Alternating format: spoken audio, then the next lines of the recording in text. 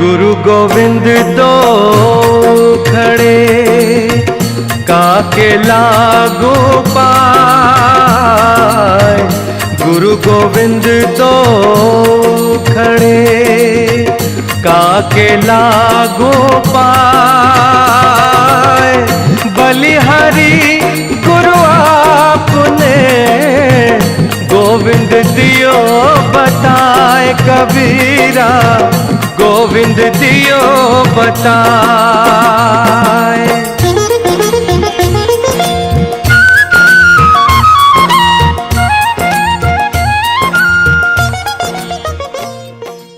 तो सदगुरु देव की जय।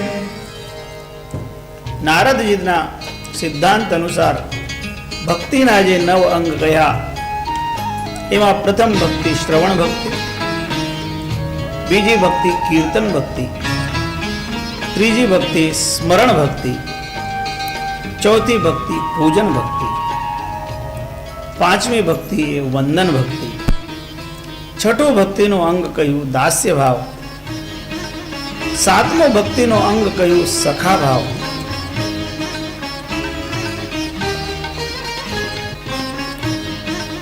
अने श्रवणम कीर्तनम विष्णोः स्मरणम पादसेवनम अर्चनम वंदनम दास्यम सख्यम आत्मनिवेदन। आ 9 अंग भगवान विष्णुनी आराधना करता नारदजी वर्णन કર્યા છે। એમાં જે છેલ્લું છે તે છેલ્લું અંગ છે આત્મનિવેદન, अर्थात आत्मसमर्पण। एने सद्गुरु अहीं कही रह्या छे पाद पद्मद्वयी सेवा पूजनम चाभिवंदनम दास्यम सख्यम तथा विष्णु पुनश्चात्म समर्पणम। आत्मसमर्पण कर्યું जेने आत्मनिवेदन शब्दथी नारदजीए वर्णन कर्યું છે। अपना जीवन में पण समर्पण नो भाव हो तो ये भक्ति बनी जाए। प्रत्येक कार्य समर्पण भाव थी करो अने जारे अपने समर्पण भाव थी करिए प्रभुनो ज छे तेरा तुझको सौंपता क्या लागत है मोर, तो आपने एमा बंधाता नहीं। बधु परमात्मानु छे, बधु प्रभुनु छे અને જ્યારે બધું પ્રભુનું જ છે તો તારું જ તને અર્પણ કરીએ છીએ, તો એમાંથી મારું કાંઈ જ નથી એ ભાવ નમ્રતાનું પ્રતીક છે। પોતે માલકિયતનો ભાવ નહીં લેવાનો અને ભક્ત માલિક નથી બનતો, ભક્ત પોતાને દાસ બને। અહીં સુધી કે દાસનો દાસ થવા પણ તૈયાર હોય, એ ભક્તિનો ભાવ છે। દાસનો પણ દાસ। એક જ્ઞાની અને એક ભક્ત બે ગુરુપદને પ્રાપ્ત થયા। તો એક જ્ઞાની હતા એ એમના શિષ્યને ઉપદેશ આપે છે અને એ જ શિષ્ય પછી જે ભક્ત થયા છે એની પાસેથી પણ જ્ઞાન લઈ રહ્યા છે, બોધ લઈ રહ્યા છે। હવે બે એને કઈ રીતે ઉપદેશ આપે છે? જ્ઞાની પુરુષ કહે તારે સોહમ સોહમ કહેવાનું, તો એ સોહમ સોહમ શરૂ કરે। ભક્ત ગુરુ આવે કહે કે નહીં નહીં નહીં નહીં તારે સોહમ સોહમ નહીં કહેવાનું, તો કે મારે શું કહેવાનું? તો કહે તું સોહમ ક્યાં બનવાનો, તું તો દાસ બનવાનો। તો એ શિષ્ય કહે છે ગુરુજી તો હવે મેં તો સોહમ લીધું છે એને તો હું છોડું નહીં, તો તમારે કંઈક ઉપદેશ આપવું હોય તો આપો, પણ આને છોડાવો નહીં, આને કંઈક જોડાવ તો વાંધો નહીં। તો જે દાસ જે સેવક છે જે ભક્ત ગુરુ બનેલા છે એ કહે કે તો એક કામ કર, તારે સોહમ નથી છોડવું તો મારા તરફથી એક શબ્દ એમાં જોડી દે, અને એ શબ્દ છે દા। શરૂઆતમાં દા જોડી દે તો મારું કામ થઈ ગયું. તો મંત્ર સોહમ ની જગ્યા થયો દાસોહમ દાસોહમ દાસોહમ. ફરી એક જ્ઞાની ગુરુ આવ્યા, કરે તું આ શું કરી રહી છે? દાસોહમ દાસોહમ દાસોહમ કરે છે. તો કે ગુરુજી હવે તો જે થઈ ગયું તે થઈ ગયું, હવે આ મંત્ર હું નહીં છોડું. તમારે કંઈક જોડવું હોય ને તો આમાં જોડો, પણ આમાં તોડતા નહીં.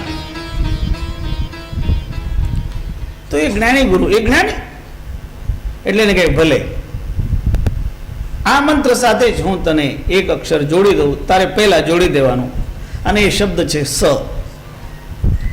તો મંત્ર થયો સદા સોહમ સદા સોહમ સદા સોહમ. પાછા એ ભક્ત ગુરુ આવ્યા, તો કે અરે તું સદા સોહમ કરે છે, એ બરાબર નથી.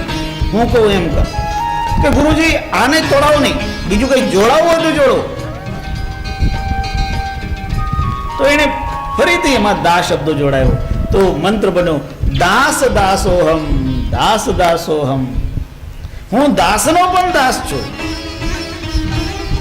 ફરી જ્ઞાની ગુરુ આવ્યા, એને જે દાસ દાસોહમ મંત્ર બોલતા હતા એના મંત્રમાં ફરીથી સ જોડાયું, તો ફરી બન્યું સદા સદા સોહમ સદા સદા સોહમ.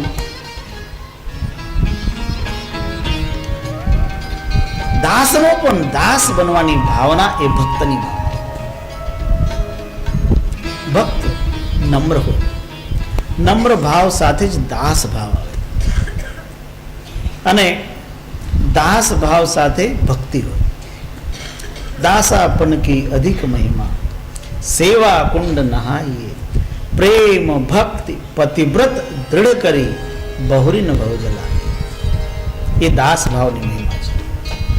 અને જે દાસ્ય એ ભક્તિનો એક અંગ છે.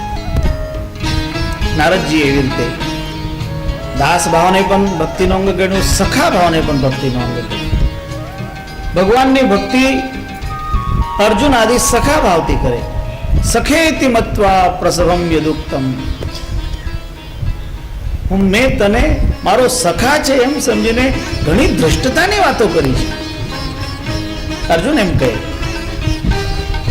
સખા ભાવથી. જેટલા ગ્વાલવાલ હતા એ બધા કૃષ્ણ ભગવાનને સખા માનતા, બધી ગોપીઓ પણ સખા માનતી. તો સખ્ય ભાવ. નારદજીએ એવી રીતે ભાગવતમાં 9 ભક્તિના અંગ કયા છે. પણ આ જે 99 છે, આ 99 જે સદગુરુ એ ધર્મદાસજીને જે 9 ભક્તિના અંગ કયા એની અંતર્ગત આવી જતા હોય છે. પૂર્વોક્તાનામ ચ તેષામ તુ હેતે અંતર્ગતા મતા તસ્માત તે નિર્મલા ધર્મા ધારણીયા મુહુર્મુહુ. એટલે હે ધર્મદાસજી, તમને મેં જે પૂર્વમાં 9 અંગ ભક્તિના કયા એ તમારે ધારણ કરવાના. જેમાં પ્રથમ ભક્તિ છે ગુરુની પૂજા, દ્વિતીય ભક્તિ છે સંતની સેવા, ત્રીજી ભક્તિ છે સત્ય નામનું કીર્તન. જે 9 અંગ મેં તમને પહેલા કહ્યા એ 9ની અંગ અંતર્ગત આ બધા આવી જતા હોય, એટલે એ જે પહેલા કહેલા છે એ તારે ધારણ કરવા. એવી રીતે ભક્તિ જીવનમાં ધારણ કરવી. અને ભક્તિહીન વ્યક્તિ કોઈ દિવસ મુક્તિને મેળવી નથી શકતો. ભક્તિની શક્તિ એ અવર્ણનીય છે. અને જે ભક્ત બનતો હોય એ જ પરમાત્માને પ્રિય બનતો હોય. ભક્ત એ પરમાત્માથી કોઈ દિવસ જુદો પડતો નથી. અને જે સંપૂર્ણ સમર્પણ કરીને રહે પરમાત્માને, તો પરમાત્મા એને સાચવે છે. જેવી રીતે કૃષ્ણ ભગવાન કહે અનન્યાસ ચિંતયંતો મામ એ જનાઃ પર્યુપાસતે તેષામ નિત્યાભિયુક્તાનામ યોગક્ષેમમ વહામ્યહમ. જે અનન્ય ભાવથી મને સમર્પિત થાય છે, તો તો એમનો યોગ અને ક્ષેમ.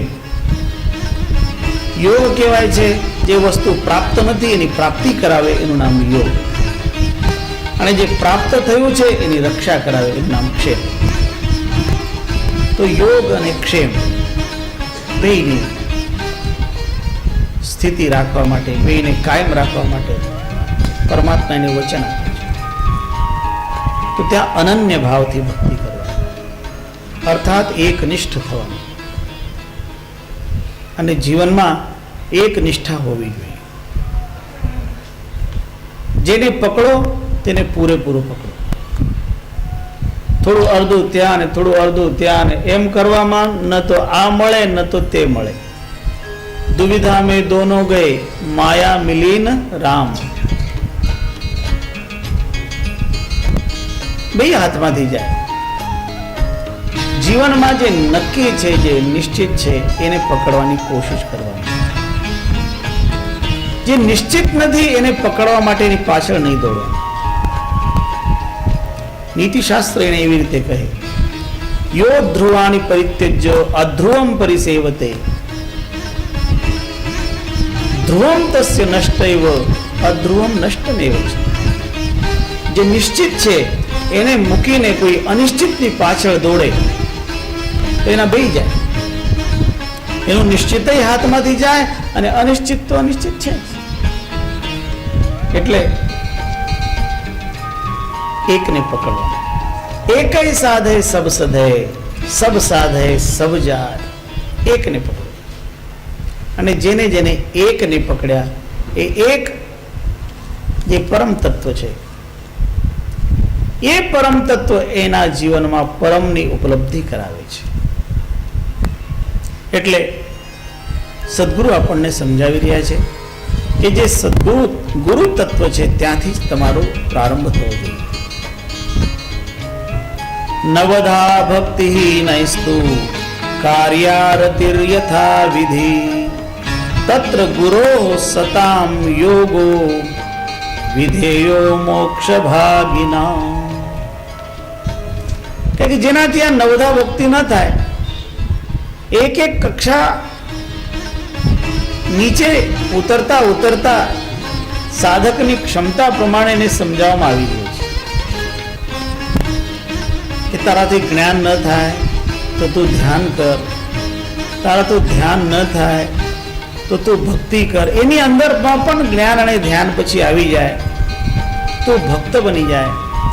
તારાથી આવી રીતે ભક્તિ ન થાય આટલી, તો હવે કહે તો આરતી કર. જે આરતીમાં આવે છે આનંદ આરતી, એનું વર્ણન પછી આપણને સદગુરુ સમજાવી રહ્યા છે. નવધા ભક્તિ નૈસ્તુ કાર્યારતિર્યથા વિધિ તત્ર ગુરો સતામ સંગો વિધેયો મોક્ષ ભાગિના. જેનાથી આ 9 પ્રકાર સંભવ ન બનતા હોય તો એને આનંદ આરતી કરે. આનંદ આરતી કરે